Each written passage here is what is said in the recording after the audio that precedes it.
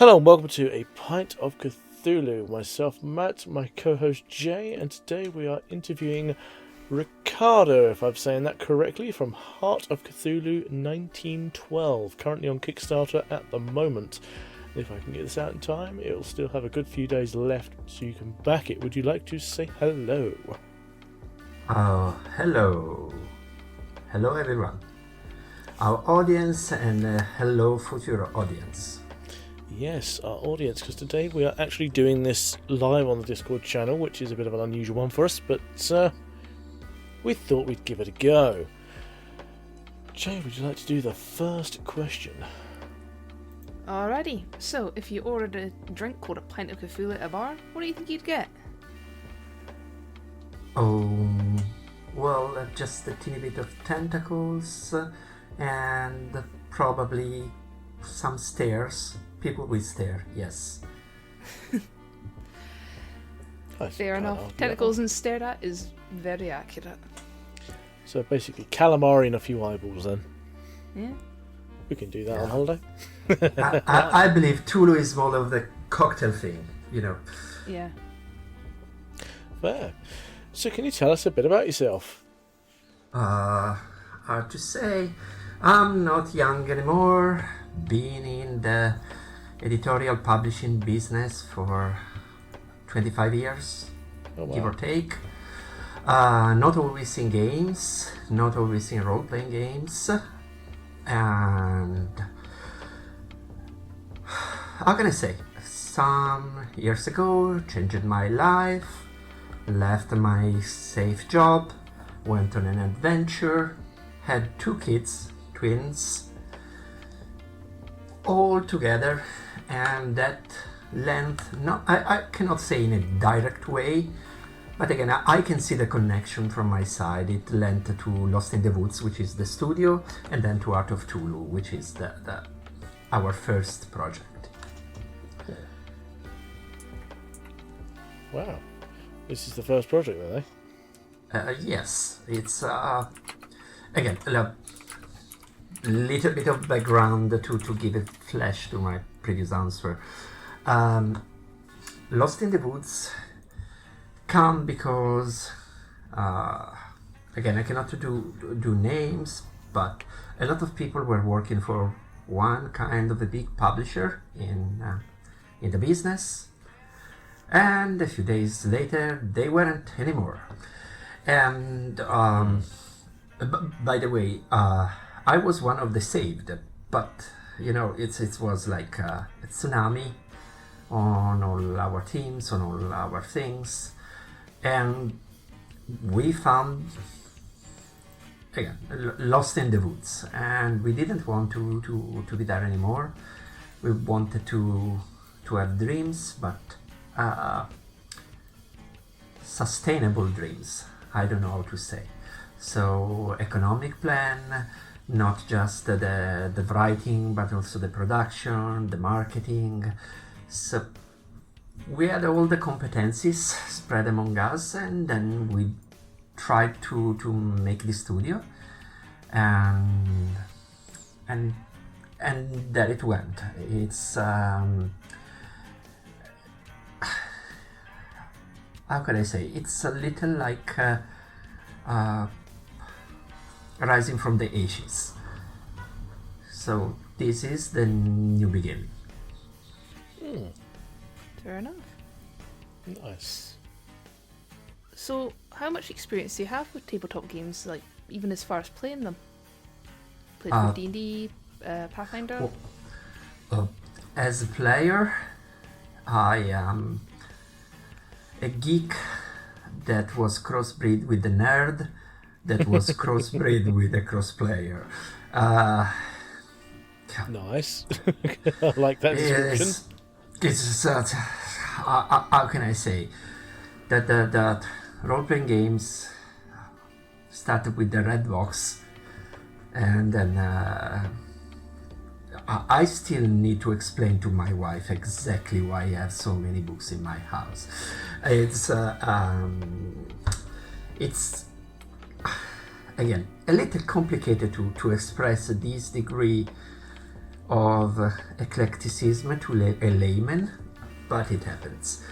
Professionally, for tabletop games, it started around, I would say, 5 years ago, more or less. As I say, they come from other branches of publishing and entered the tabletop industry around 5 years ago. You mentioned cosplay there. I mean, go on then, what have you cosplayed as? For me, I can only cosplay things with a helmet, or maybe with a big hood. Fair enough. You should not say fair enough to this. To this, you should say no. It's to people that will listen to the audio in the future. They are seeing my face. That's is like the live challenge. This is increase the difficulty. Anyway, here we are, and but basically I played. Cat, so there's your benefit for joining the live streams every now and then.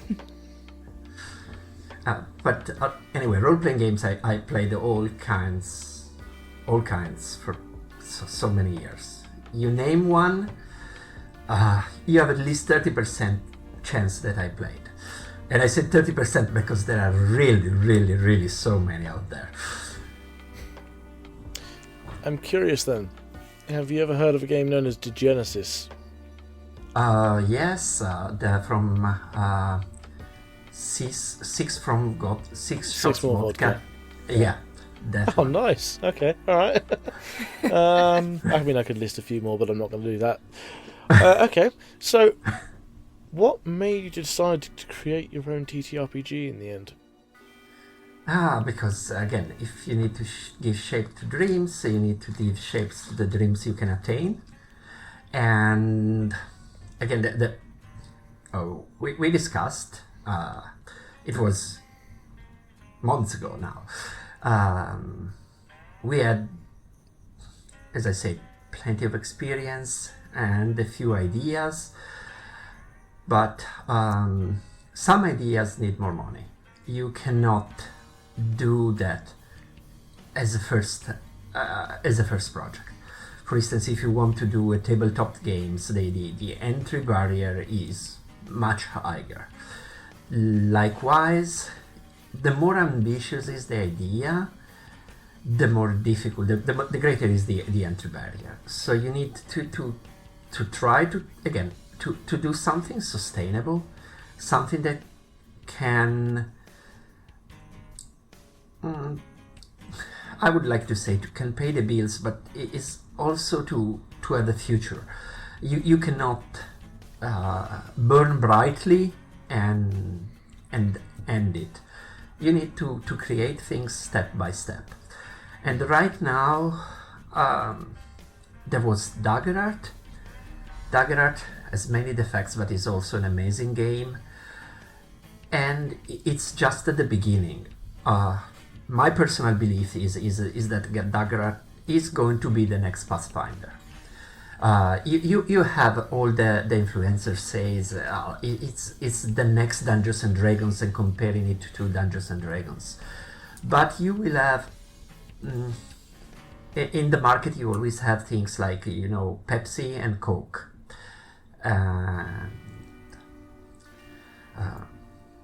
Manchester and Chelsea. Anyway, the point is that. The existence of Daggerart is connected to the existence of Dungeons and Dragons, not just because they're roots of Critical Role and everything. On the other side, the star of Pathfinder is kind of declining because Pathfinder, wonderful game, but it's the evolution of 3.5 and is kind of run its course. Is it the end of the cycle, especially because the second edition didn't really manage to change the game. A lot of improvement, but it has not the momentum that it used to have. So again, this is my personal perspective. Daggerart is the option 2 became the new Pathfinder. And right now it's just potential, it's untapped. The game is even very rough.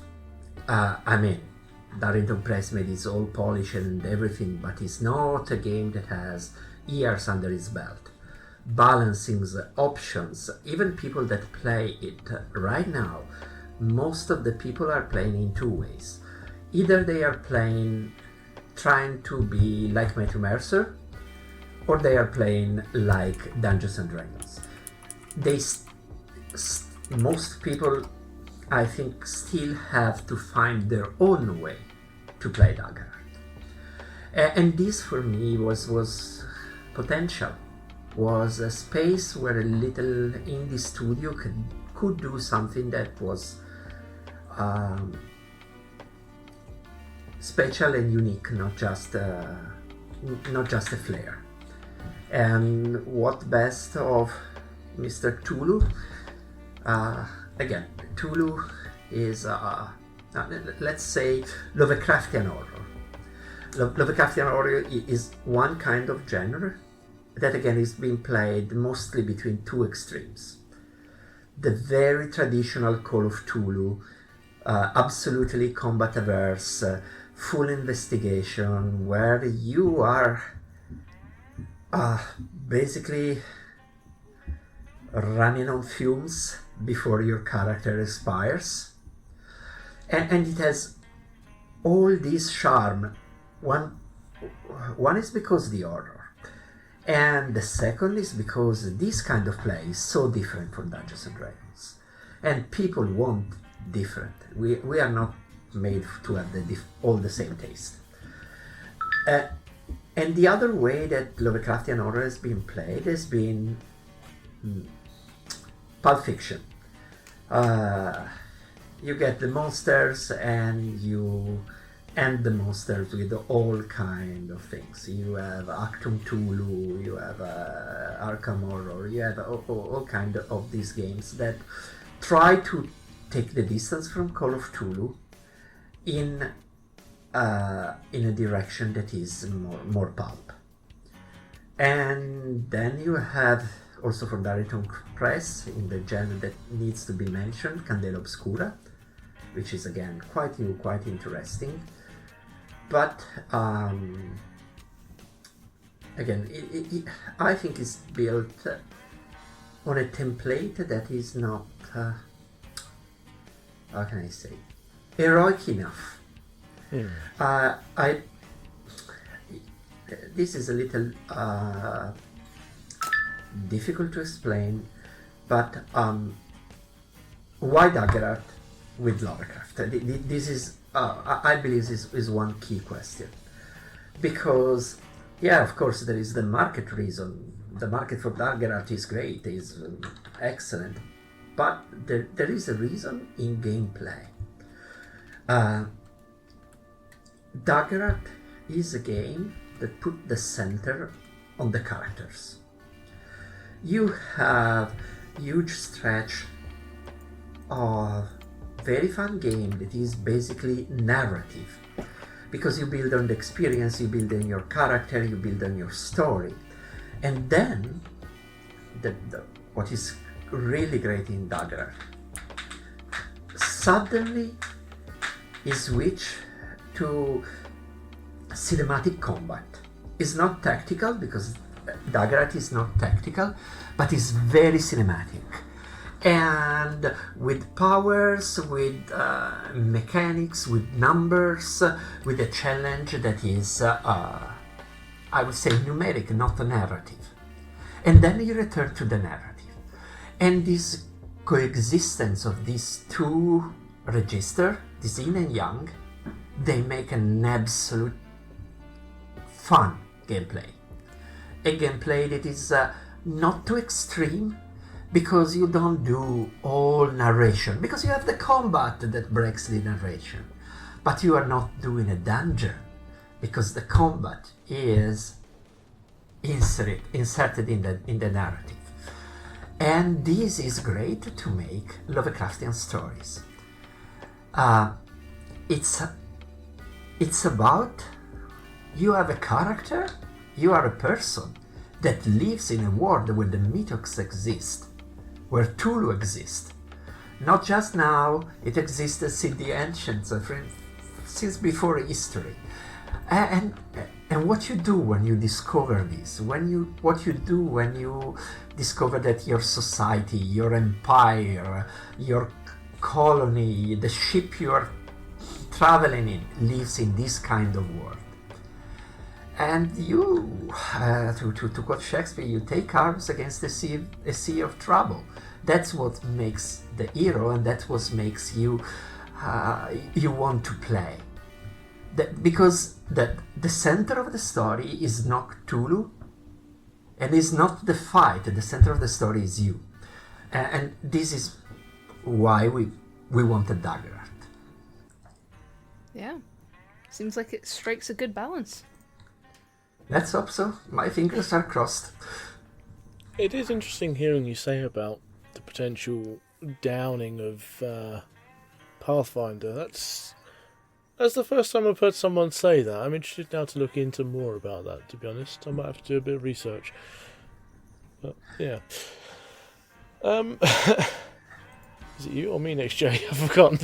Of course you have. It's me. You're off the hook.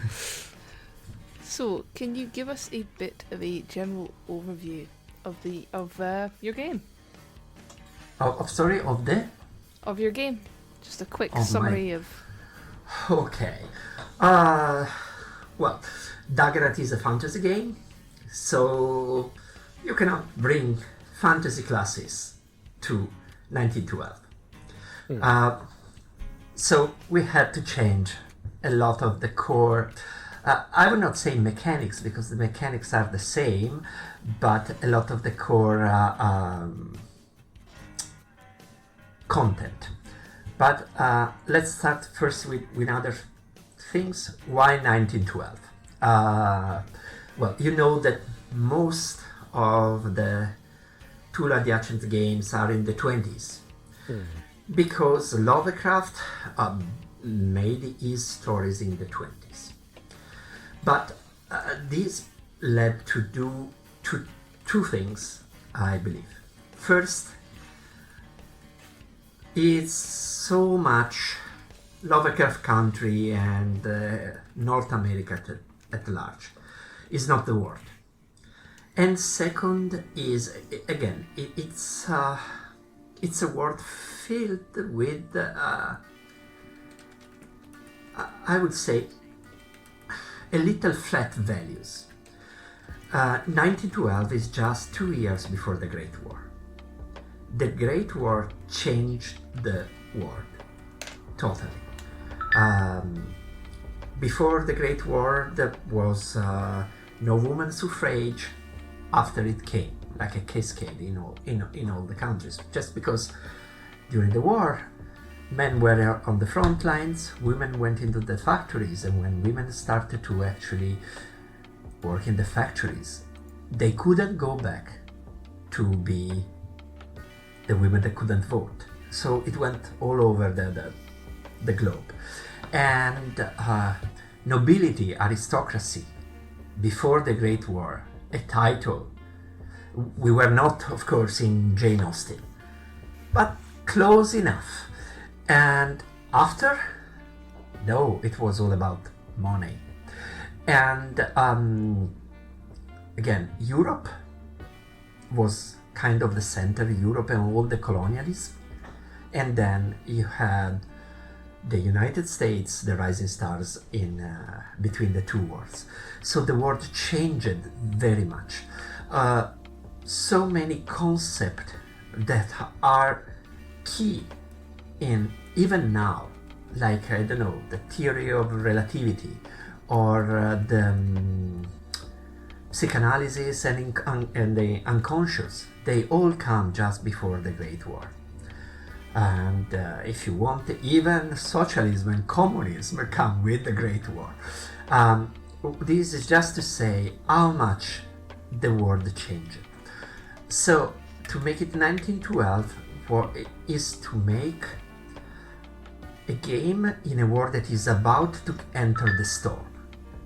If you make it in the 20s, you are playing in a world that just stabilizes itself after the storm. And I think for a gameplay point of view, just before the storm is much more exciting. Then coming back to Jay's question, what we changed. Then we had to change the class. We have 9 classes that are integrated into the setting of 1912. You cannot have the sorcerer, but you have a similar concept with the magician. That is someone that has connection to powers they don't fully understand. And for each of these classes you will have 3 subclasses. In the case of the magician will be, for instance, the cultist, the eldritch soul, and the psychic.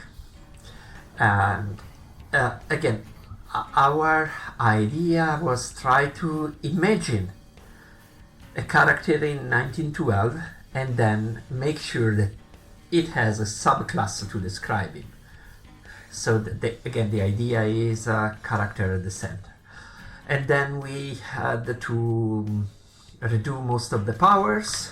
One reason is, again, to push magic a little less blatant, less obvious than in what could be in a fantasy setting. Another things that totally change from fantasy to 1912 are the weapons. Most game not just the kind of weapons. It's not just that you can use a gun or a rifle, but if you go in a tavern, you can imagine yourself to go with your great axe. But if you go in the ballroom of the Titanic, no, you are not bringing your hunting rifle. This makes a big difference in the way that you can use the weapon, because you will have characters that they expect combat, they know they are going into trouble, so yes, they will prepare themselves with weapons, but they also need to be prepared to fight with what is the English word? Not a fire stick, the one that you use the iron rod that iron you poker? use to... Yeah, that one. Yeah, or yeah. a chandelier. Or if you are strong enough, with a table.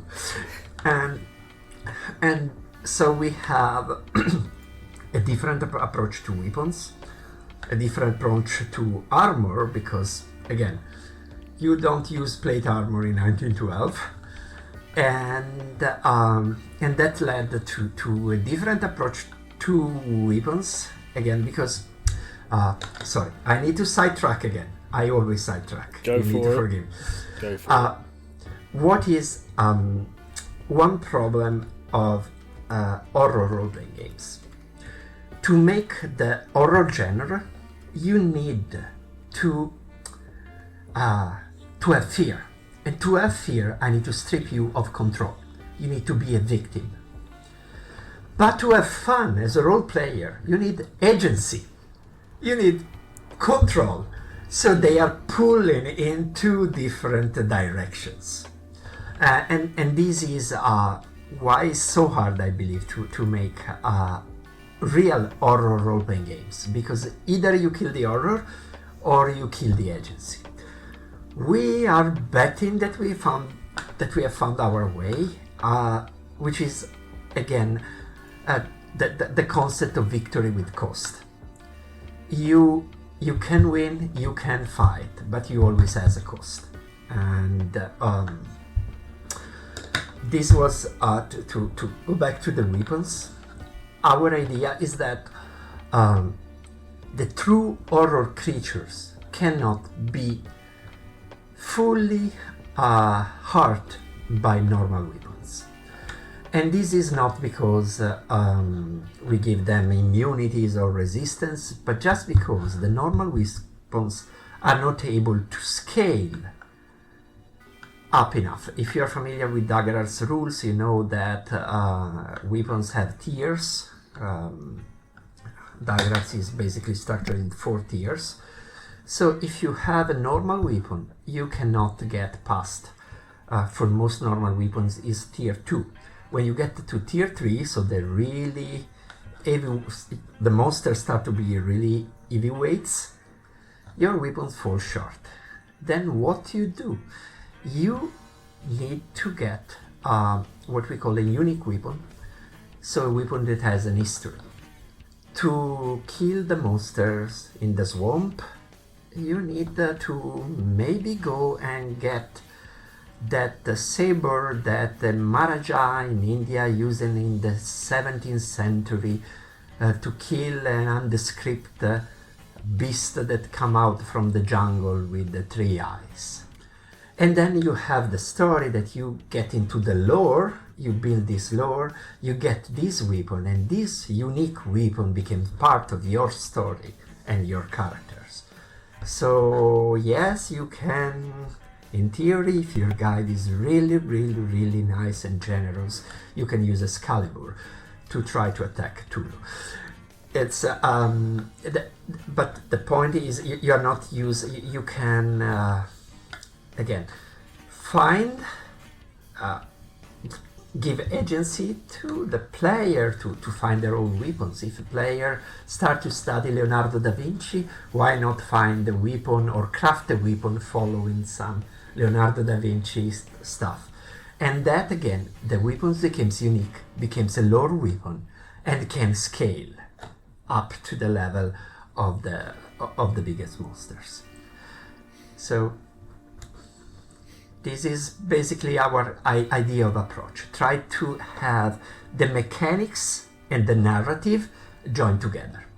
If they join together, it's fun. This is what we believe. And it is not about the mechanic being so great or so exceptional.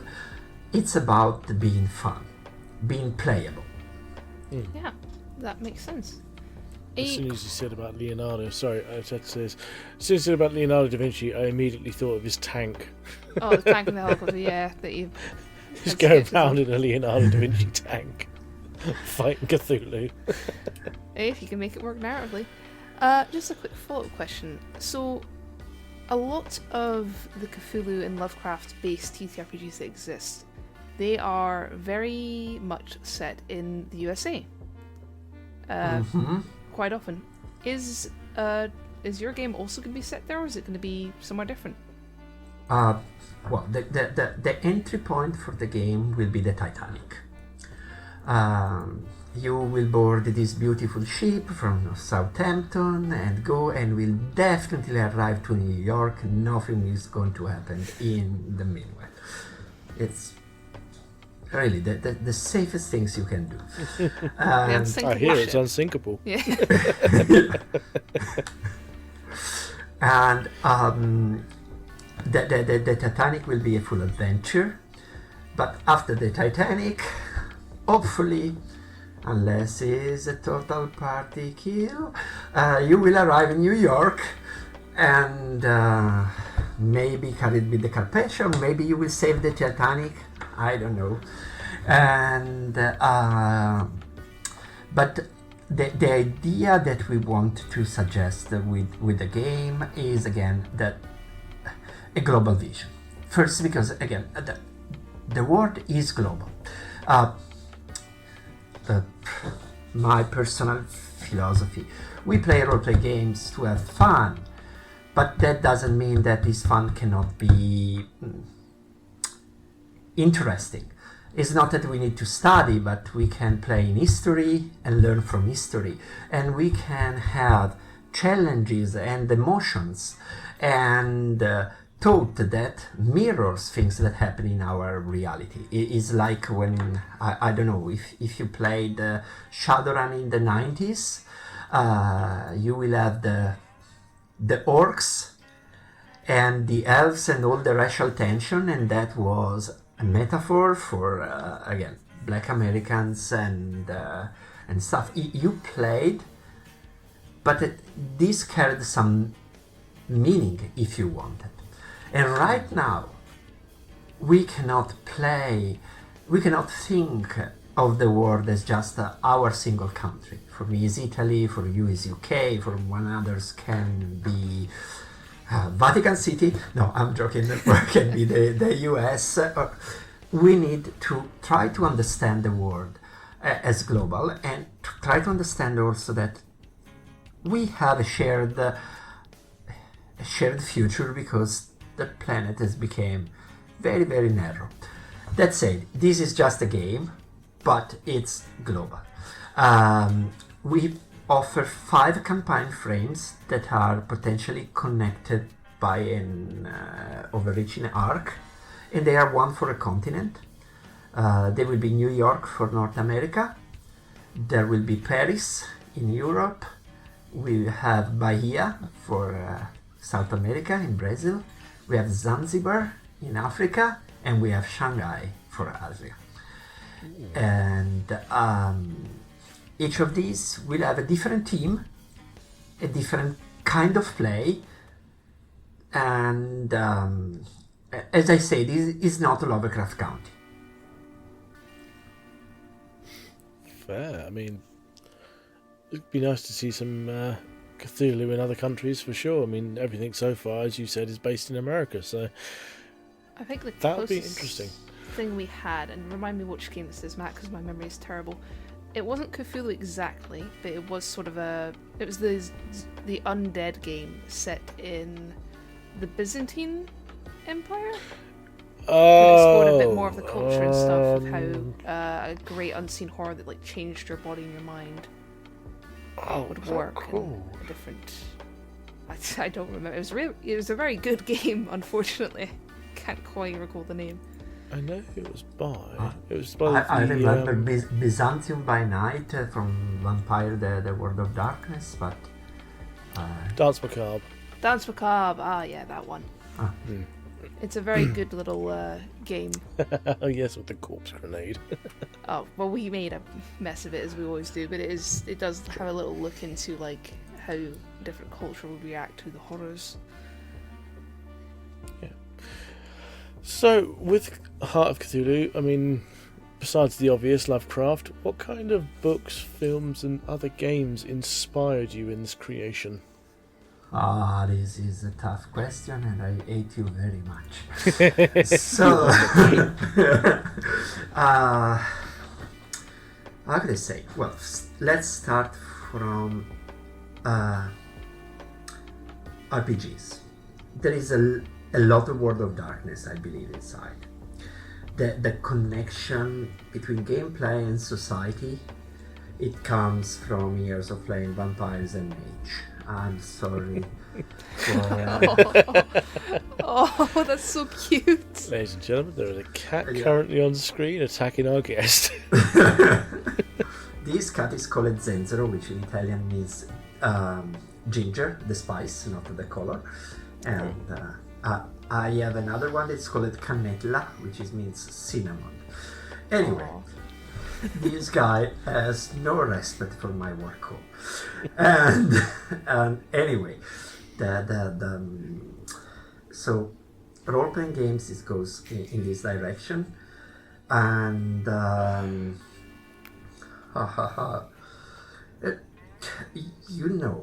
it's really hard to say, because it's really hard to have a direct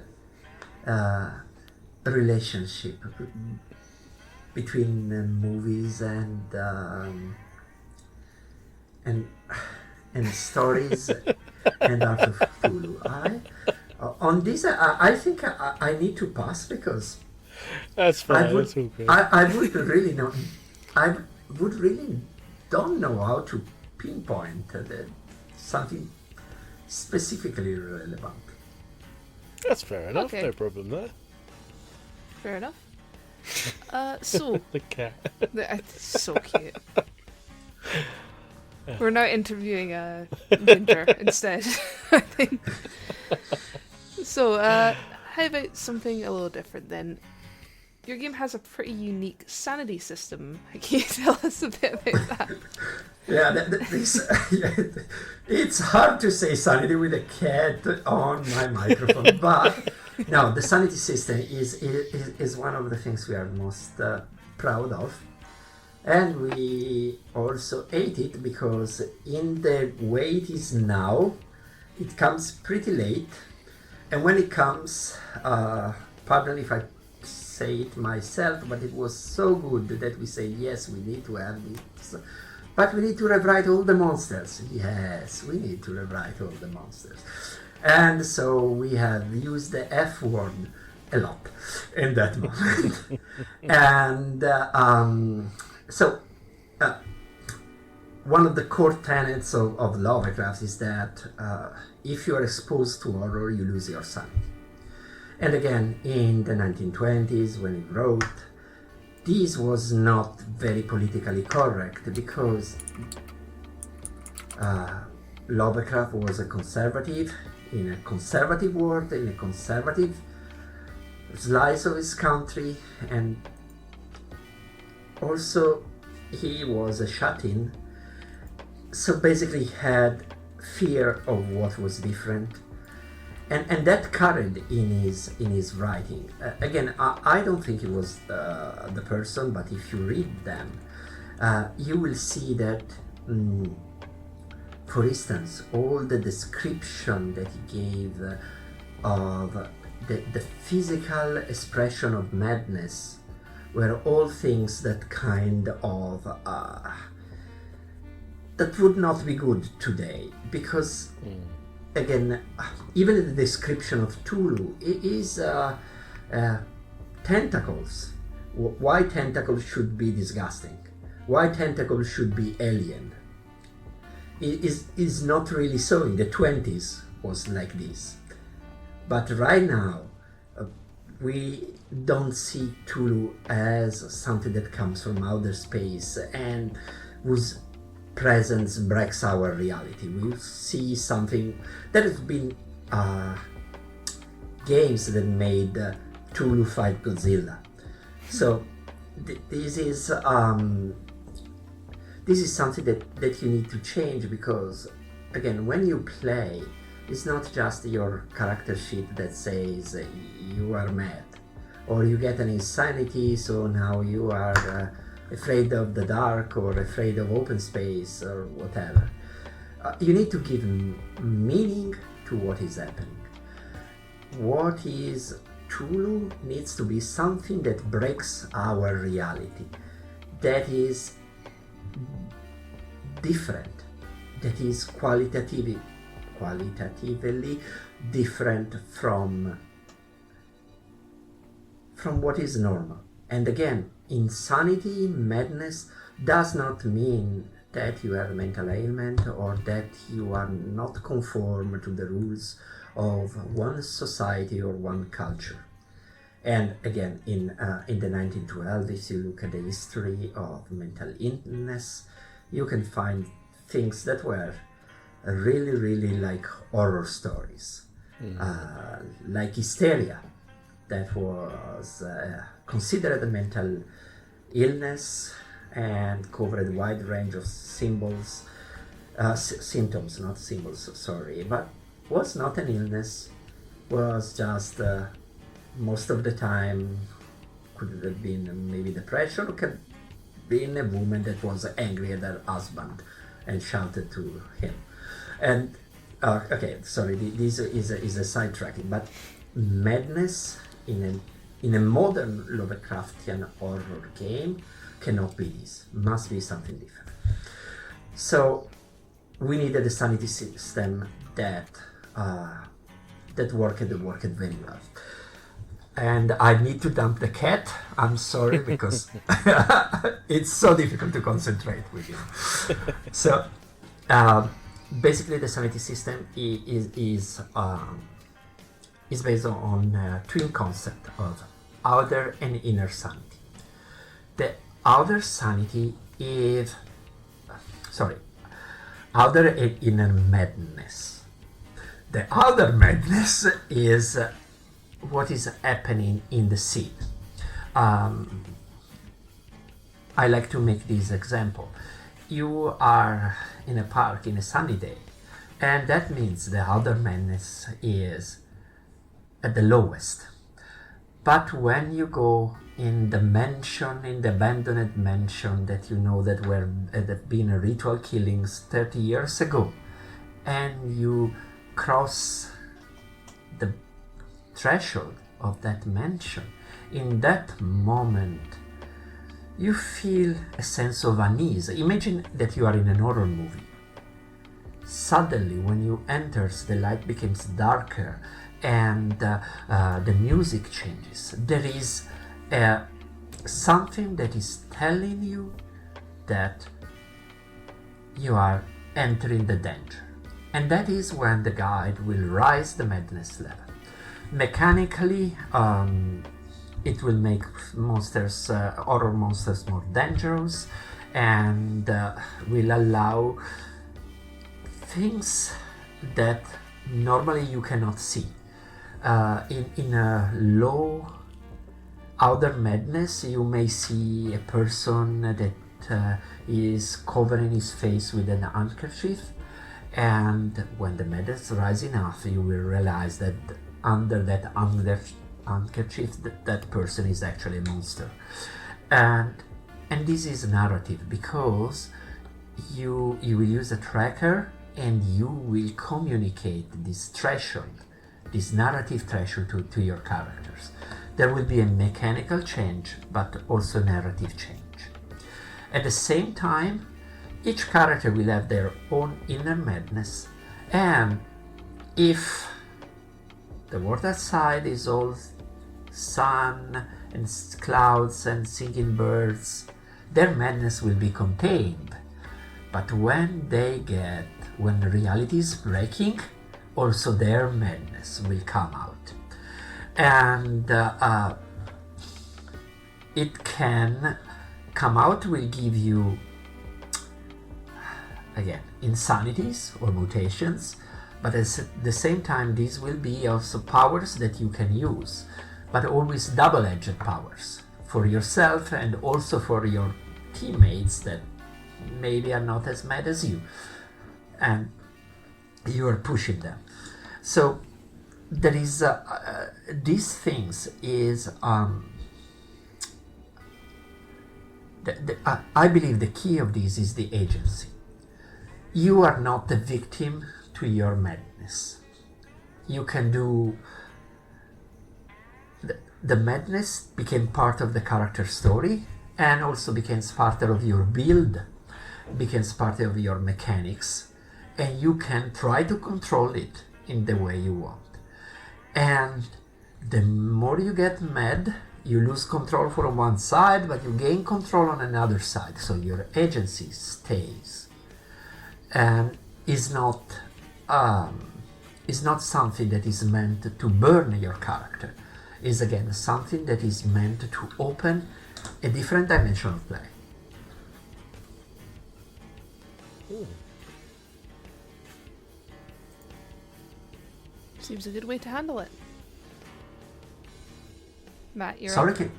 You want to ask the next one? You put a note on it? That one is already handled, bud. Okay, alright.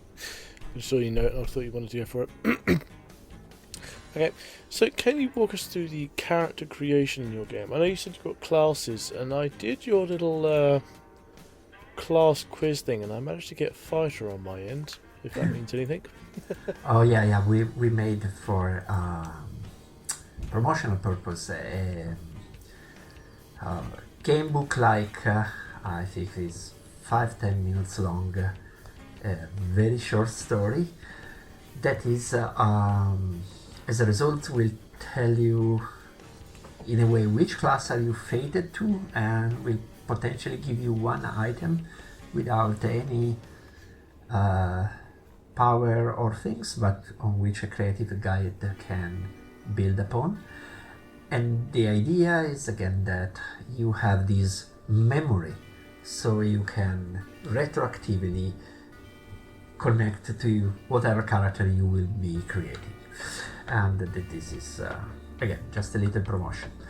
But apart from the class, again, everything follows dagger art as a structure, but you don't have ancestries.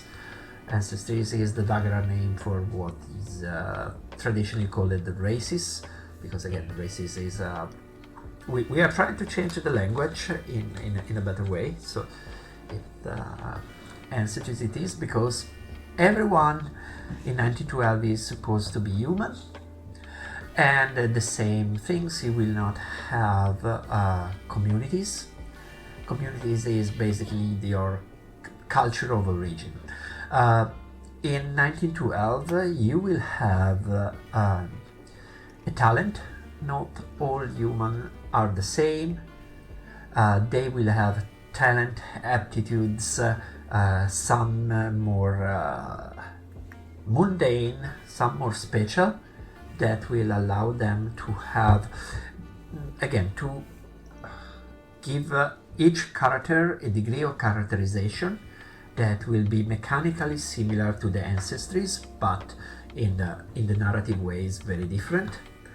And instead of the communities, we will have social standing. Again, 1912 was a classist society. So in session 0, you will have to ask yourself, how far do we want to go on the historical accuracy? I believe there will be some tables that will say no thanks, and there will be some tables that will say yes, full forward. Our advice is basically get one team of the history that you want and use the other as cosmetics. So that team can become an aggregate also for the characters, can become a source of inspiration without becoming a burden. The more accuracy you build, the more you have, you need to be careful, and that can lessen the fun for many tables, I believe. And so, but if you take one team, that can be, I don't know, the classism, can be the colonialism, can be the difference between Europe and the United States, it can be nobility, can be religion. Choose your poison. But that team will help you give meaning, give sustenance to extended things, because the characters can follow this. Let's say you choose classism and you board the Titanic, you will have ticket first class, second class, or third class. That is a hard divide, and again, doesn't need to enter the game at all levels, but can be a nice background, because you can see it again as an inspiration, as a challenge, and everything. So social standing is a core tenet of that word, unfortunately. Well, it makes sense because it adds a certain level of structure to the game, makes things a bit harder and a bit more challenging. Like you said earlier, you wouldn't get like a third class ticket person in a first class area, so it gives you the challenge of how you'd get into that area unseen. And yeah, but on the other side, a third class person can be invisible, and a first class person will be always in the spotlight. And reputation also you can handle in different ways. Of course, being rich is always better, but in gameplay it's more even, luckily. Yeah, and it also helps with party dynamics. What might they find conflict over? Like, will the characters of different religions or different backgrounds have tension? Will they argue? Will they see eye to eye? Which is a fun thing to have built into the game. Yeah, they can create very interesting dynamics, and again, not too strong that they cannot play together, which this is the key element. Because again, text. Not so much is again, sometimes I'm a sucker for accuracy and coherence, but in the normal world, it's very hard to have a love story like Titanic the movie, in which the first class lady gets with the third class person. But if you add Cthulhu in the distance, it becomes much more reasonable. because both their views will be shattered by the existence of Cthulhu. They will be open to different views. Because in front of the mythos, what matters your reputation. Someone that can fight and can share these things to you will be closer to you than anyone else of your social class. So the horror actually becomes the way to overcome the rigidity of the time. And the characters, once they discover the horror, they will be whiteflies. They will be unique. Because this will bring them to a different awareness and to a different call to action. A shared trauma, basically. Yeah, and a shared trouble that is kind of big. Yeah. So, what was the very best part of making this game? The most fun or the most rewarding? Right. When I write. Right now, I am in the middle of the Kickstarter campaign. Is almost 1 month that I don't write. This is killing me. I'm doing everything except writing the setting and writing the rules and writing the things. This is again is because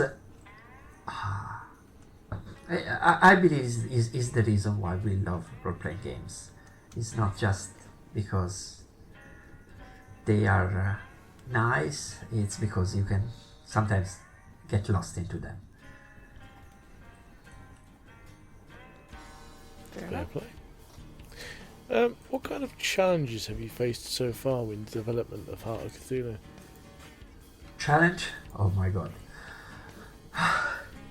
So many. Some member of the team left because they found a nice and great day job, and other came in, and everything is always one step late. And already as mentioned that we have to rewrite all the monsters, and they are not yet rewritten, by the way, because that we need to fix the balance to make sure the balance is correct before we extend to everything. So after the campaign close, we will have a few rounds of intensive playtesting to make it.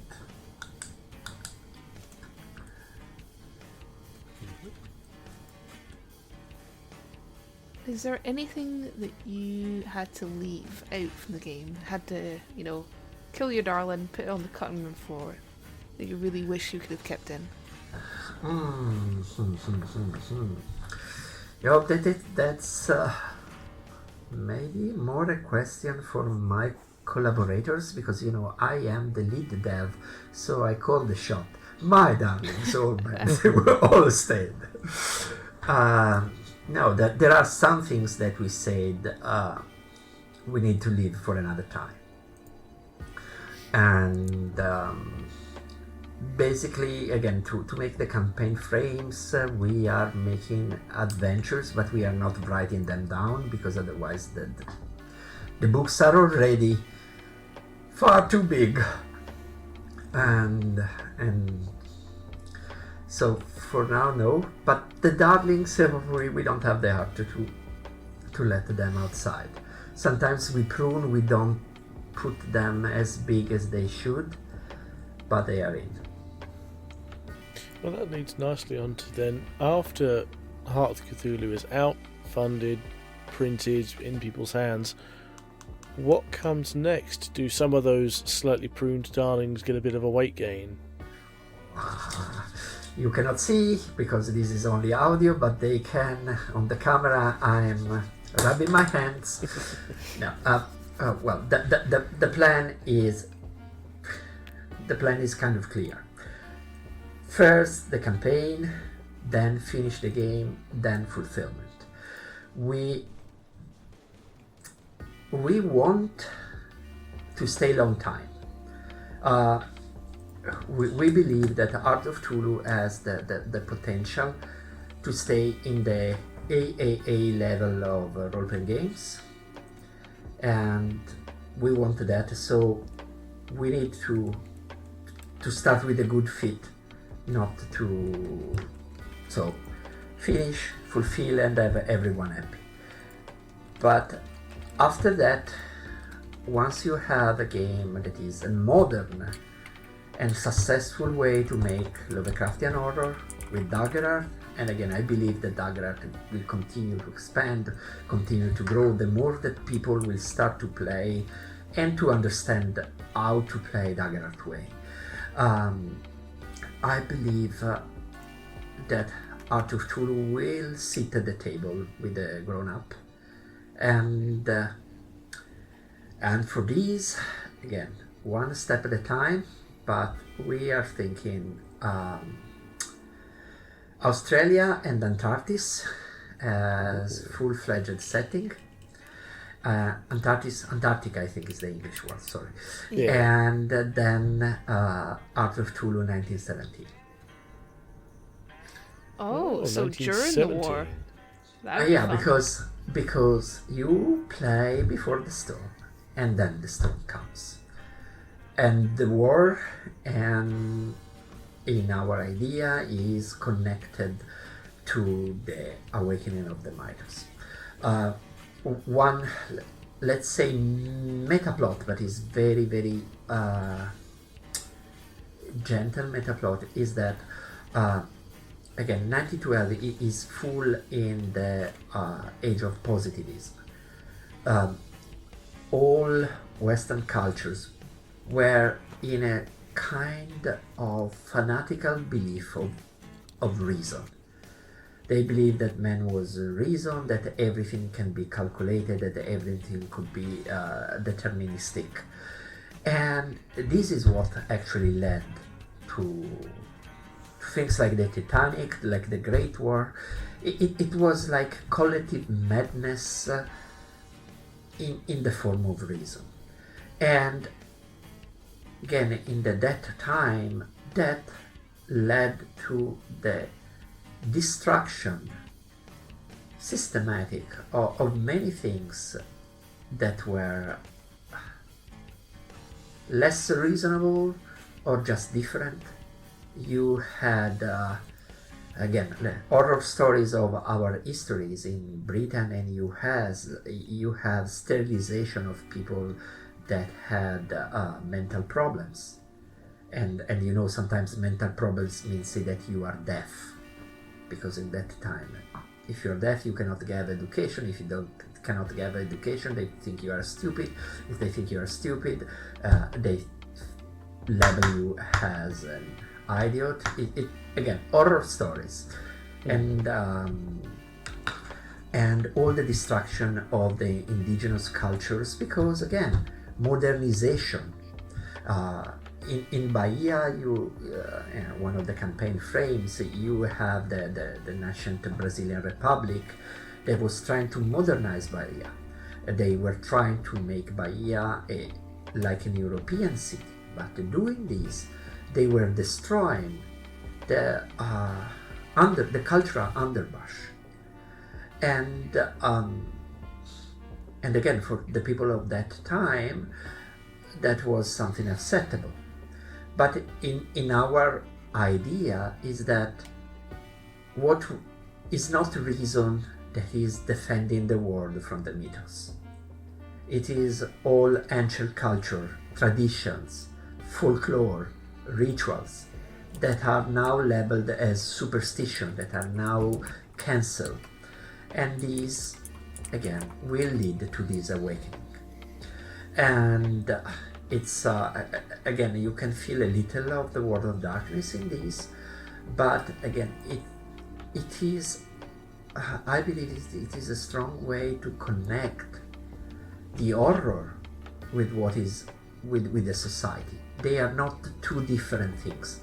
They work together. So if you, in an adventure, you go to an archaeological dig, you will both face the monsters that come from the archaeological dig, you will face the monster that comes from under the archaeological dig, but you will also face the question of where these artifacts will go. We'll go to a museum in Paris, or we'll stay here, or what happens.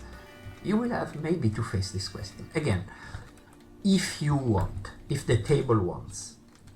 So session 0 is not just about safety and boundaries, but is also again to understand what we want to play together. And I believe that role-playing games should offer opportunities, but not forcing opportunities.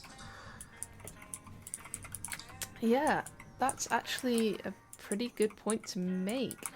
And especially I like how that snaps back to things like your weapons system. Because Cthulhu has always been portrayed as something that gets disturbed when humans seek knowledge at all costs. So like, knowledge or power being gained from the cult-like sacrifices, or people looking into too many things. And part of that is Lovecraft's fear of like science and technology that he did have in his life. He was terrified of an air conditioner, and that's why one of his horror stories happened. But also the mechanics of your game supporting that so much, with human rational knowledge being so at the expense of human life, summoning things from beyond, and also the weapons being things like, well, you gave the example of Excalibur, cultural tokens, the human storytelling and connection, symbols of those kind of things, being what kills the monsters, is very nice narratively. Except again, you are not supposed to kill Cthulhu. Oh yeah, not to kill them, but to face them. Yeah. Let's say use the thwart or defeat them, but again, the very very big monster will not have stat blocks. They will have mechanics, because again, it is not just that they are powerful; they are different. You cannot. But it's again, reason and technology is a weapon that you can use, just not the only one. That's the point. This maybe is my personal belief. I'm not against reason at all.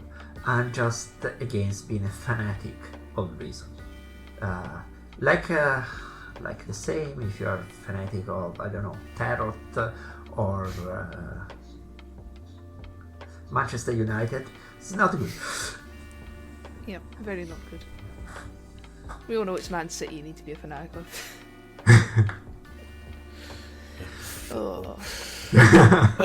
Just quickly, anyone listening to this live, do you have any questions you would like to ask before we wind this down? I'll give you a couple of seconds to type them in. If not, then we'll shut this down. And for those listening at home, that's one of the advantages of joining the Discord. You do get occasionally little says into how we run the podcast and to what questions are asked. I don't see anyone typing, so I will go ahead and say, have you got any final advice you can give creators who want to go about making their own games in future? To create a game or to market the game? Both? Why not? Well, if I might say the advice is do not choose one over the other.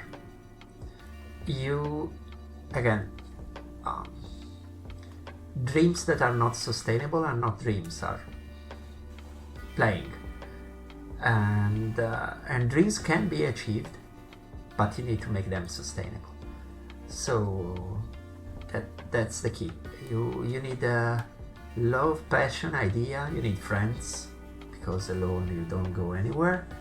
And you need a plan. Fair play. Good advice.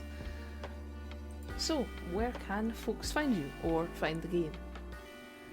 Oh, well, right now on Kickstarter, if you make us on Kickstarter, that would be really, really, really appreciated, because, again, we are an indie studio, so if you bake us, we exist. If you don't bake us, we do not exist. And this is not true just for us, but for everyone indie that is trying to to go in this world. Kickstarter is half hijacked by very, very big companies that use it as a distribution channel. But for us, it's the difference between existence and not existence. So if you come to Kickstarter for Hart of Cthulhu, you find us during the campaign, support us, and if you find us after the campaign, you can still contact us. There will be a pledge manager and everything. We will take your money with a smile. Now we will create a great game in exchange of your money. But it's all the support that we can get at this stage is really important. So I'll make sure that any links are in the description of the episode, so go and check those out. If I can manage to get this done in time, there should be at least a few days left on the Kickstarter. I highly recommend backing. I know I have. And yeah, unless there's anything else anyone else wants to say, I think we'll call it there. So thank you very much for listening, and thank you very much for sitting in the audience on this first live one. And thank you for joining us. Honestly, it's been an absolute pleasure having you on. I would say good luck with the funding, but you have already funded. So good luck with it even further. And, we hope we still have a few days. We hope for more, and then there will be a lot of work. As I said, balancing, writing, and that's then the fun part, and then printing. Fair. Well, it's been a Pint of Cthulhu, signing off, and bye-bye for now. Bye-bye, thank you very much. Bye-bye. Right, we'll just